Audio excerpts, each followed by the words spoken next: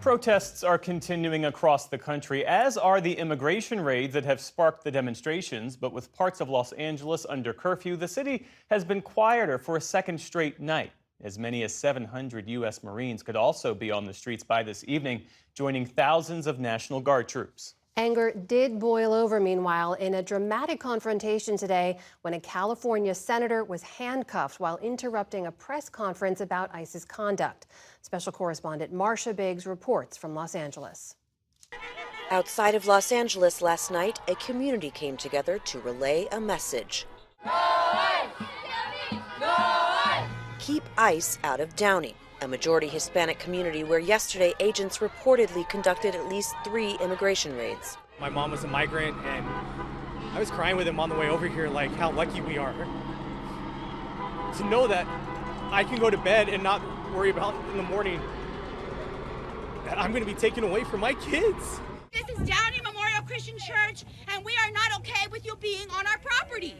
Reverend Tanya Lopez captured this video of one arrest, which spilled into her church's parking lot.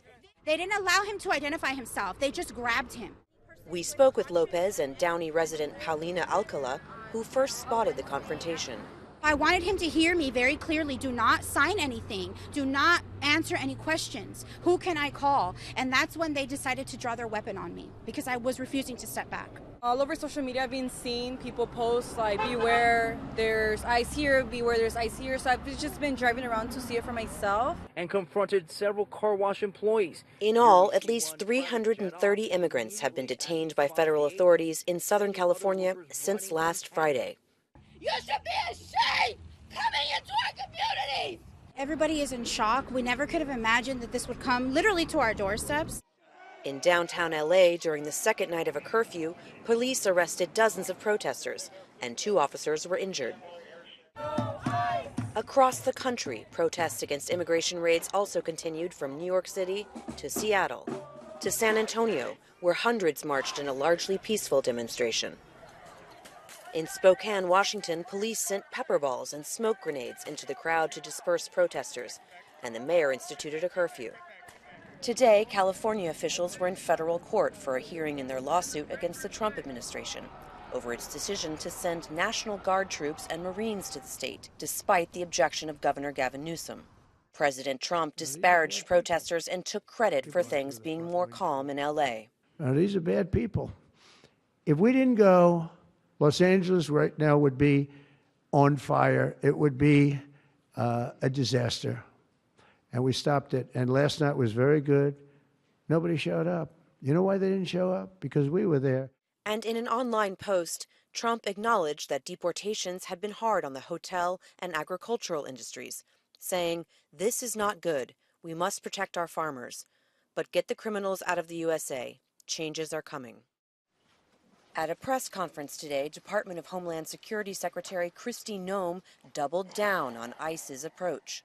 The Department of Homeland Security and the officers and the agencies and the departments and the military people that are working on this operation will continue to sustain and increase our operations in this city.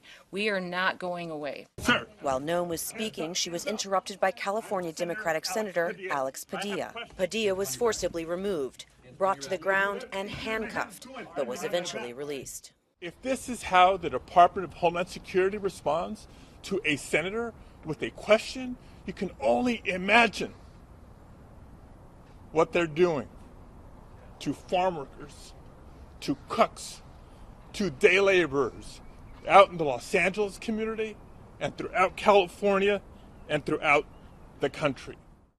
Today, several Democratic governors testified before the House Oversight Committee about so-called sanctuary policies that limit cooperation with federal immigration authorities. Do you know who Raymond Rojas Basilio is? I just want to say this. These crimes are horrific. Because of your sanctuary state policies. In all of these cases, we would work with ICE to remove them. You did not in this case. They are walking on the streets because of your policies and your executive order that you signed 3 times. Now, Raymond Rojas Basilio, do you know who that is? I'm telling you this. I will You don't know explain to you who the it is. policies of New York. We cooperate with, I know you're just trying to. You do not. Specifically, Miss- ICE was told not to detain this individual, and he burned a woman alive on the New York subways in Kathy Hochul's New York. Back in Los Angeles, advocates like Giovanni Garcia are on high alert. When you're talking to someone and you out of nowhere an ICE raid occurs, it happens so quick that when you least expect it, it's like, oh, it's like they already have you, you know? This morning, he handed out cards informing people of their rights if approached by immigration officials. But where he says there normally be lots of people looking for work or selling things on the street, when I see someone, there were only a few. To me, when I see people that are still out here, even after what occurred yesterday, that just goes to show that, like, you know, even though they're fearful, they also need to make a living. You know, these are people who have families that are waiting for them, you know, to eat dinner or what have you. And they're relying on whatever work they have for the day to make ends meet, that being food, rent. Reina Chavez can't afford not to work. She's been in the U.S. since 1988 and says she has legal documents, but that doesn't make her any less fearful. We're all afraid because they don't respect us. They don't tell us anything or show us documents or say, I'm going to check you out, I'm going to see. No. They first put those things on us and then take us away. As protests intensify across the country, so does the uncertainty in the communities bearing the brunt of this crackdown. For the PBS NewsHour, I'm Marcia Biggs in Los Angeles.